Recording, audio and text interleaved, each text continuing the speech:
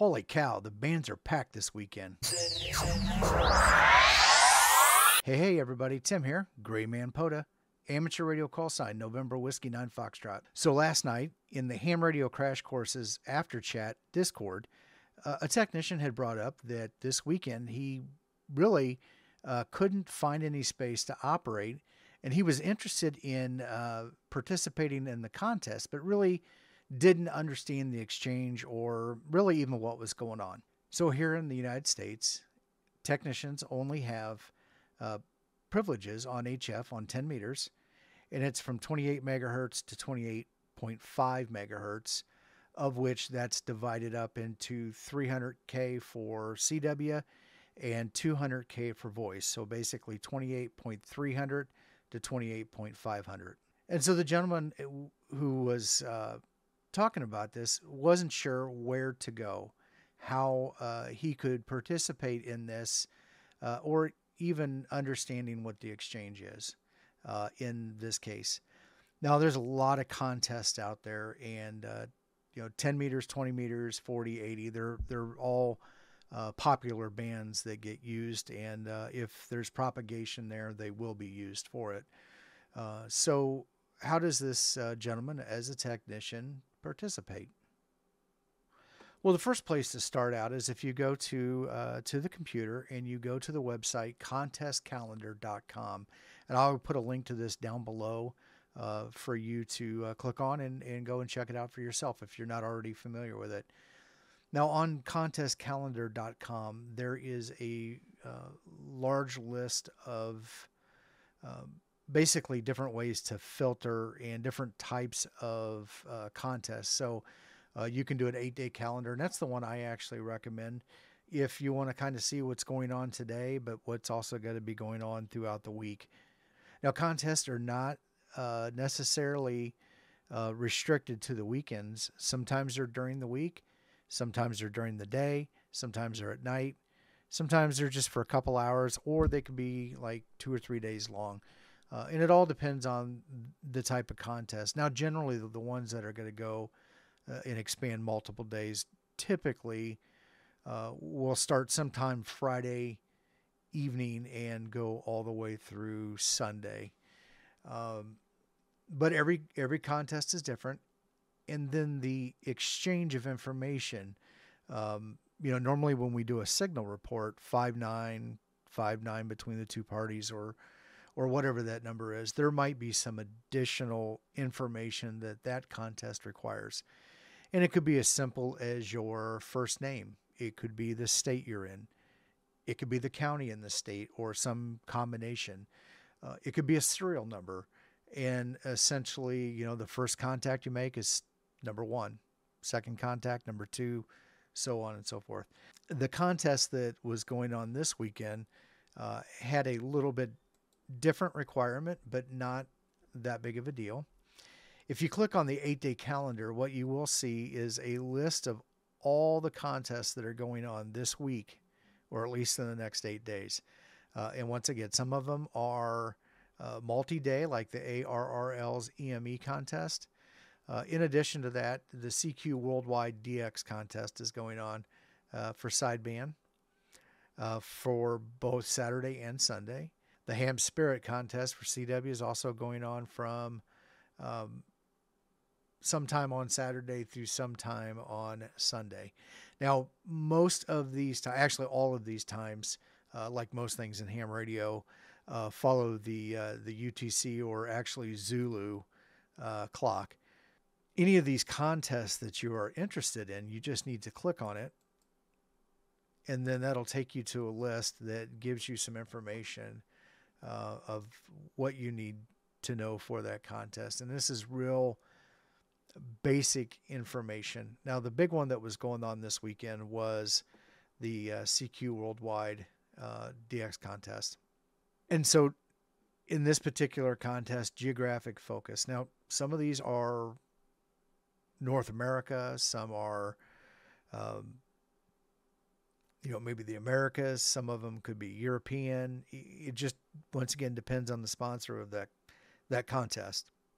So in this particular one, the CQ Worldwide, obviously the geographical focus is the entire world. There is no restrictions on what country you are in and how the awards are set up. And there's different classes and things like that. And more information, well, actually down here at the bottom, we have classes. So this particular contest is a sideband contest. This particular contest is only applicable on these bands 160, 80, 40, 20, 15, and 10. So going back to the technician, there's 200 kilocycles of their spectrum privileges that they have on 10 meters that they can actually operate in this contest. Different classes, single op, QRP, low, high, single band. I mean, there's just a variety of things. And basically, depending on how you are operating, whether you're operating as an individual on all those bands, if you're just operating it as an individual on any just single band. So in this case, back to the example of the technician, it would be a single op, single band, and then there's a determination for power. Are they QRP? So how do they define QRP? If we go down to max power and look a little bit further, QRP is defined as 5 watts or up to 5 watts. Low power is up to 100 watts and high power is up to 1500 watts. As far as working stations, now if you're just operating one band, you can only work a station once through the course of the contest period, and it'd be considered a contact. If you, and this does happen, you get dupes sometimes. So, and you could work the same station. In this case, this contest is covering 6 bands. So if you worked the same DX station 6 times on, 6 different bands, then that, would allow you more points or whatever those points are times 6 versus just being able to operate the one band. And then here there are some kind of breakdown of how the points work. This particular contest is obviously DX related. So this contest is obviously DX driven. So in their scoring matrix, you're going to get more points for making contacts with stations in a different continent. So United States to Europe, United States to Africa, United States to Australia. Not so much of United States to Canada, for example, or United States to Mexico. But going back to the technician, 10 meters, get some good DX. You can get over to Europe without any problems. You can get into North America and, farthest North America, South America, once again, without any problems. When 10 meters is hot, it is hot. So they got some various scoring schemes. The big question that the gentleman was having was, I wasn't sure what the exchange was. He heard 5.9 and then some other numbers, and he wasn't sure what those other numbers are. So in this case, this particular contest uses, for its exchange, it uses RS plus CQ zone number. So RS is your signal report. For sideband, it's RS, and if it's CW, it's RST. And then, but in this case, this particular contest is just, in this case, this particular contest is just phone, so RST is not applicable, but then CQ zone number. Now, where do you get the CQ zone? Well, if you've been doing this for a while, not a big deal. You probably already know what your CQ zone is. But once again, looking back at this from that perspective of that new technician that hasn't had this opportunity, if you go to QRZ, in the details section of your page on QRZ, they kind of fill this information in for you. And there's a couple different things that we can find in here that is good. And if you are new to this and not very familiar with QRZ, there's a lot of information that you can find out about an operator that you can use for whatever purposes. And I'm just going to run down these pretty quick. Obviously, postal address. If you are going to send a physical QSL card to them and you want to know their mailing address. But going back to that one particular contest, my CQ zone, I'm in CQ zone 4, and I'm also in ITU zone 8. And I couldn't honestly tell you why those are used, but there's a map of that around the world. But going here to your QRZ page, because that's based on your address that is on file with the FCC in your record. Okay, now that I've got everything kind of squeezed down on one page, I'm going to go ahead and try to run some more contacts and just kind of let you come along for the ride and see how it goes. Thank you, Japan 62K. KD4 ULW 598. Thank you, Japan 62K. Which 4 NYZ 598. Thank you, Japan 62K. KD5 KKL 598. Okay, thank you, KD5 KKL, thank you. Thank you, Japan 62K. Gonna change operator. Thank you, contact. Thank you, Japan 62 Kilo. November Whiskey 9 Foxtrot.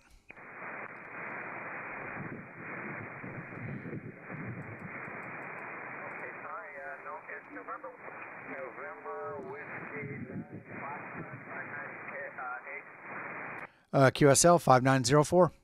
Thank you, Japan 62 Kilo. X-ray Echo 1, Charlie Kilo, Japan contest. X-ray Echo 1, Charlie Kilo, Japan contest. Kilo 7, India Foxtrot, please copy 5906.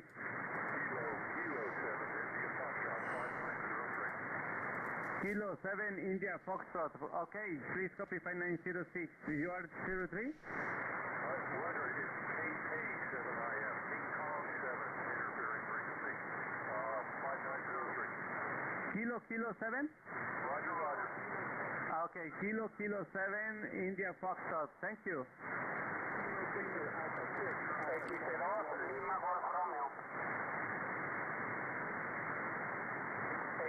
X-ray Echo 1, Charlie Kilo, Japan contest.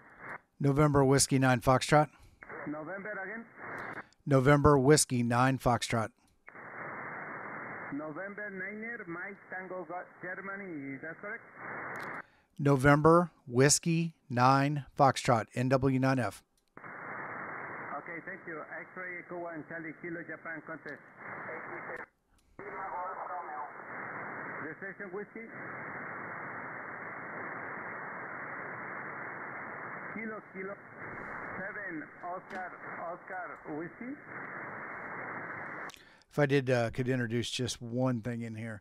Sometimes they may not hear you, and the simple thing to do is just move on to the next one and not get hung up on it. It's a lot of people out on the bands right now, so things that you might be able to hear good, they may not be able to hear on the other side. So never get hung up on it. Just simple thing to do is to move on.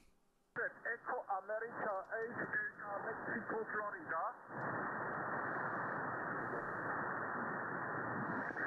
Kilo Charlie 8, Golf Tango X-ray 5933.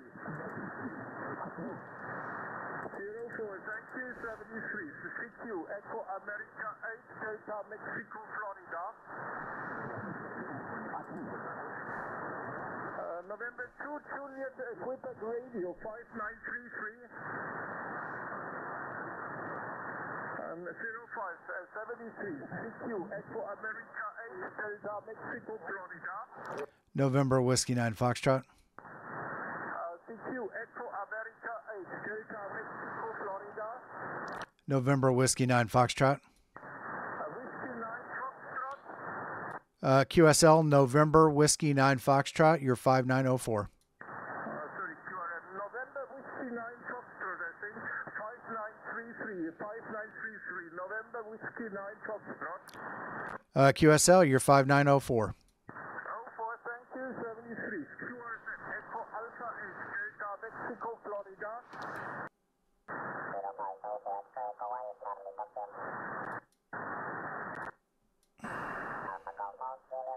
We were before.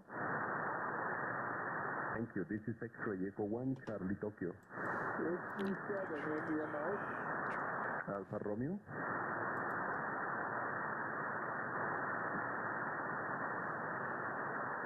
Kilo Alpha 9, Kilo Alpha 9, Charlie Alfa Romeo, 5906. Thank you. Kilo Sugar 1 Japan, 5906. Thank you. Kilo Charlie 2, Whiskey Uniform Foxtrot, 5906. Kilo Charlie 2, Whiskey Uniform Foxtrot, 506. Thank you. X-ray Echo 1, Charlie Tokyo.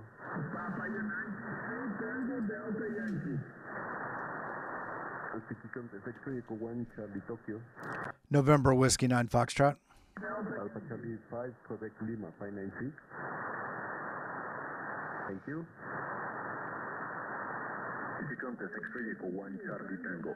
November Whiskey 9 Foxtrot. Kilo Alpha 1, Zulu Delta, 596. Thank you. X-ray Echo 1, Charlie.